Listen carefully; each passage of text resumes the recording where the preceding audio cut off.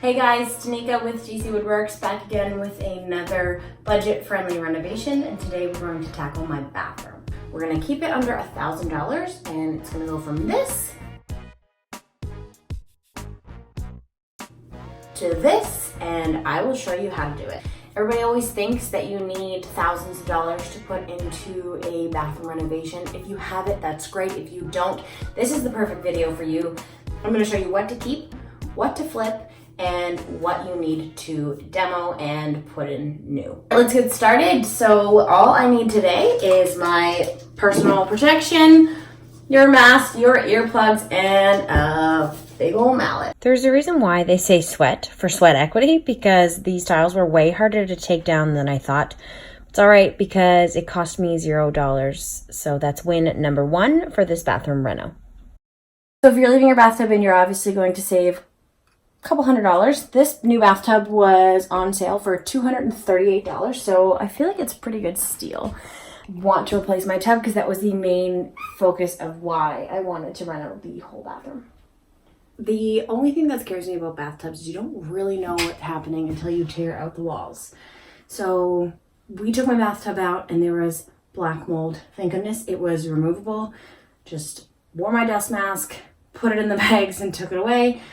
There was a couple of spots on the 2x4s that had the mold. I bleached them, waited for the morning, I sanded them off. So we took out the insulation because it had a little bit of black mold on it. I have re-insulated the 2 spots and we're good to put the drywall up. I don't like drywall.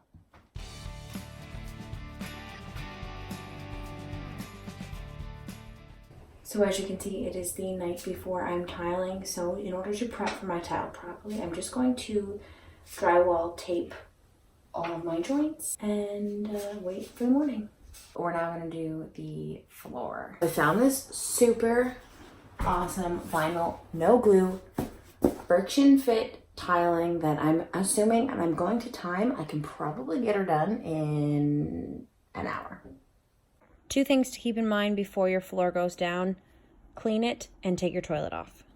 So to take your toilet off, you just need to turn the water off, use your wrench, take the bolts off, empty the water out, remove the toilet. It's not a great job. I started with the easy tile and it's literally so easy. Tension fit, no glue. I just used my jigsaw to cut the hole for my flange.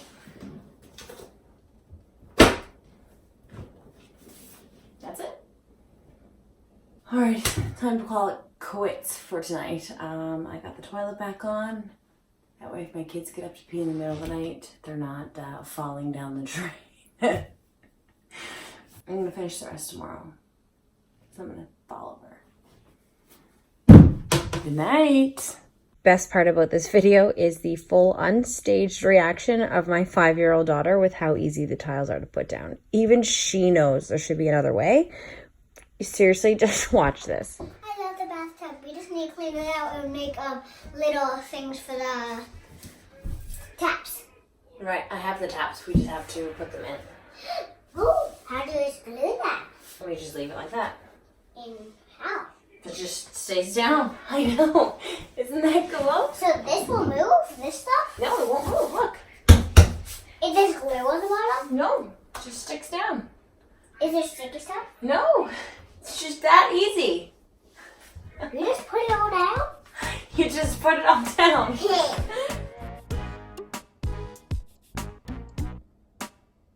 To show you guys the tile. This was the full inspiration that I found on Pinterest. I was kind of scared because the only black hexagon tiles I've seen are in these fabulous master suites, and I clearly don't have that.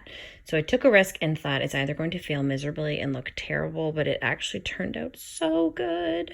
So one of the most important parts is your first layer of tile. Make sure that they are installed completely level, and then from there on out, check every couple of rows and you should be good. I found the black tiles at Kent for 89 cents each. It was $45 a box, and I used just over 2 boxes. I was able to return the other ones that I didn't use though, so it was about $110 in black hexagon tile. I'm DC Woodworks. I'm putting on black tiles. Who chose black? Me. I will link you guys my full how to tile video down below, and I also use hexagons in that one as well. So I'll show you how to cut them, how to lay them, how to properly grout them. My number one tip for tiling though is not to completely cover your drywall with your tile adhesive, because then you're going to get overwhelmed and try and put them up too quickly. This way you get a chance to level them off and make sure they look exactly how you want them to before they set. Shout out to Pinterest for the awesome idea, because every time I googled a black hexagon bathroom, they had some sort of white tile to set it off. So that's what I put on these smaller walls in my shower. So I realized that I didn't get a video of myself grouting the tile, but again, like I said, the full how to tile video is linked down below. I do use hexagons, so you'll see exactly what I do to get the grout in. Typically, a window in a shower is not ideal. It's definitely not ideal. So this wood is treated with a exterior grade shellac. I will link it below, and it is caulked along the seams so that no water can get in, as well as, I think a major tip for having a window in a shower is it takes less than a minute when you're done your shower, you're done your towel, to simply wipe off anything that could absorb water. Same thing with your shower head. Every joint in your faucet shower head that you're putting on, you need to put your plumber's tape on the opposite direction.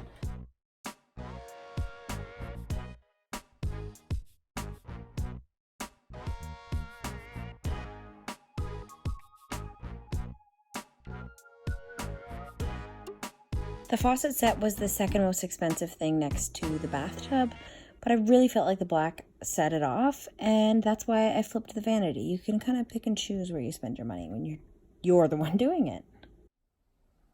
You enjoyed that as much as I did. But my point is, I used the light named Cecilia by CANARM. I will link their full video below. They make it super easy to install the lights because you don't even need to use morettes anymore. They have the little valve, I'm not sure what it's called, but you stick your white with your white, your black with your black, your red with your red, and then you screw it in. It's so easy. Having a medicine cabinet before just collected a lot of junk, so I found this circle mirror at Kent for $39. It's a steal.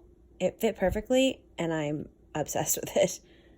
I splurged on the faucet and shower head combo set for $220, so now I fully flipped my vanity for $62. I'll link all of the product below. Clean your countertop, sand it a little bit, and bin primer for 24 hours before you paint, and you can reface any vanity. Spray painted it in the black trim clad metal paint by Rust-Oleum, and then spray painted the countertop in a gray. I'll link the exact one that I used before, but it was just a pretty color and it worked so well. That was a 2-day process, but in the meantime, I moved to the bottom of the vanity. I took the doors off and refaced them with a thin pine that I cut on my table saw. It looks like a brand new vanity, and I'm honestly shocked. The total cost was $62 to do the countertop and the vanity below. Once I stained it and added the new handles, everybody who came into my bathroom, that was one of their favorite parts, beside the black hexagon. So the towel bar and the floating shelf that you see here, I built with the scraps from my vanity, so they were virtually zero cost. Not much wood, and they make a big difference. I used the decor that was already in my bathroom because I loved it, and it didn't do it justice having it on those ugly green walls. Don't get me wrong, I like green, just not that green. So our total budget for our bathroom, we're trying to keep it under $1,000. I want to be real with you guys. The expenses were $1,381. So we're $381 over. Not too bad. Don't forget to like and subscribe to my channel. I really appreciate it, as I'm slightly new here and trying to figure out what you guys want to see, what you like. I know we went over budget with the full bathroom by a couple of $100s, but when you take into consideration the fact that most bathroom renters are anywhere between $10,000 to $20,000, a couple $100 extra when you're doing it all yourself and saving all of the labor, it's pretty good in my books.